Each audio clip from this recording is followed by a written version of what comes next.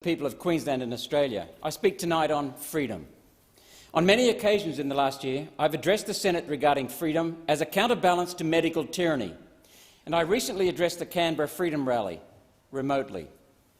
The side that is locking people up for the crime of being healthy, arresting protesters, pepper-spraying kids and beating up grannies, banning books and electronic messages, censoring social media, sending threatening letters, forcing small businesses to close, urging people to dob in dissenters and banning safe drugs that have worked for 60 years are all on the wrong side of history. In a frightening development, New South Wales has called in the troops to keep innocent, healthy citizens locked in their homes in what can only be called martial law. Recent freedom marches showed what happens to citizens who exercise their democratic right to protest. People are demonised, hunted down, the media vilifies to discourage others from questioning the control state. If the government can decide who is free and who is not, then that is not freedom, and no one is free. A crisis will always be found to justify measures designed to protect the government, not the public. A crisis that is as easy to create as turning up the PCR test from 24 cycles up to 42, where a false positive is the most likely outcome, as has occurred. Actions such as these have created a crisis of confidence in government. And that, fellow citizens, is on the Senate. We are the House of Review. We're tasked with a duty to ensure honesty, transparency and accountability in the government of the day. We have failed in that solemn duty, our duty to our constituents. We have failed those yet to vote, our children, who are now being injected with a substance that has not undergone meaningful safety testing. The Liberal, National and Labor parties have colluded to wave these measures through this place, reducing the Senate to the status of a dystopian echo chamber. Each new restriction, although met with rightful public opposition, has not led to a re-evaluation, but rather has led the government to crack down even further. The Morrison government is behaving like a gambling addict who loses a hand, and instead of admitting error and walking away, it doubles down. With troops now on the streets, it's frightening to contemplate where this will end.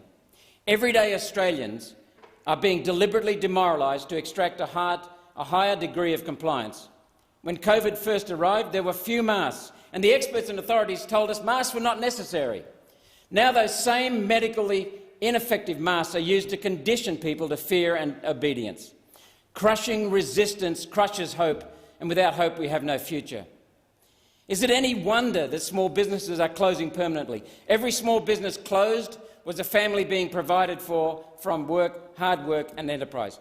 Who will look after those families now? The government? With whose money? The Reserve Bank, using electronic journal entries, can only create fiat money out of thin air for so long before it runs down our country. The government can only sell bonds until buyers stop coming forward. Then what happens? We will have no tax base left to pay these government stipends to people who were once able to pay their own way. Since when is a Liberal government, the party supposedly of Menzies, dedicated to making huge sections of the population totally reliant on the government for survival? The bad joke here is that the excuse used to justify this sudden rush to Marxism, public health, is moot.